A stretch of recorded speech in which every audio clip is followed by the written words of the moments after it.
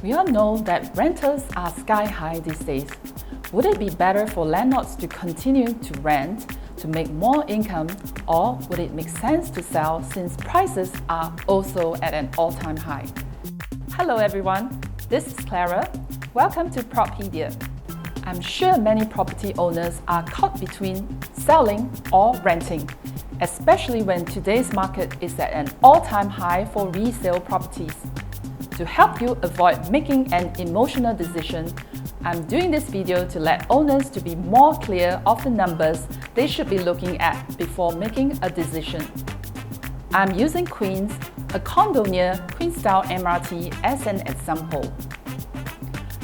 Back in 2020, the rental rate for a 3-bedder was averaging about $4,000 per month. 2 years later, the rental rate has increased to about $6,000 per month. This means the landlord has an increase of $24,000 gain in just 1 year. For most landlords, this would be a driven factor to keep them renting their units.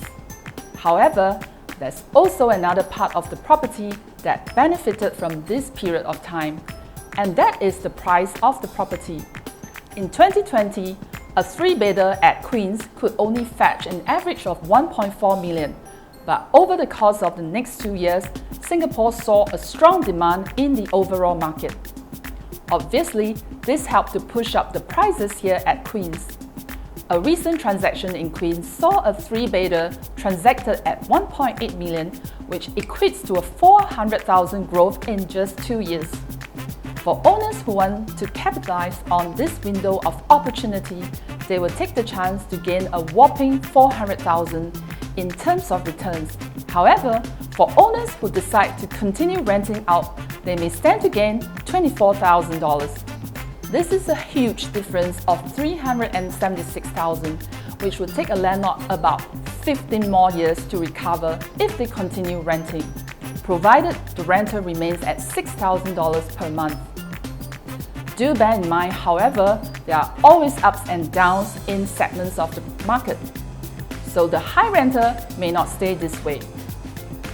Even though the answer may seem obvious, many owners are still not ready to make the decision, as they are also concerned about buying high.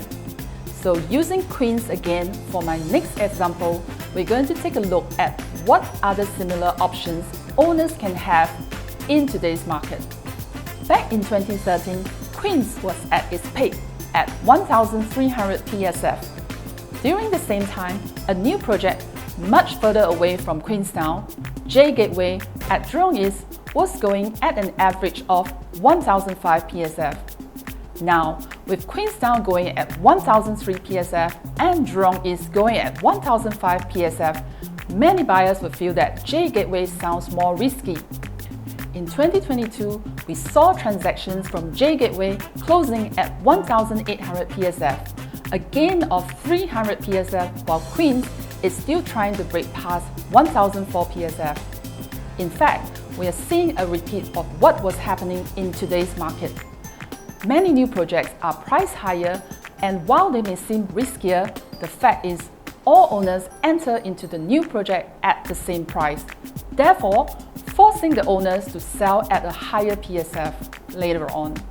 It is also highly unlikely that after factoring measures such as LTV, TDSR, and ABSD, that any of these owners would make a loss with these projects. Now, having said that, it doesn't mean we should be the first buyer in any given project. In fact, out of the many units in any project, there will be that few units that will easily make more profit than their neighbors. And this is due to many different factors, depending on the project you choose. And it is always wise to check with a consultant before you place a check for it. If you are an owner having the same dilemma over whether to sell or rent your property, I'm sure you will find your answer in the video. This is Clara. Feel free to reach out to me if you would like to know more about the kind of sharing I go through with my clients. See you soon. Bye.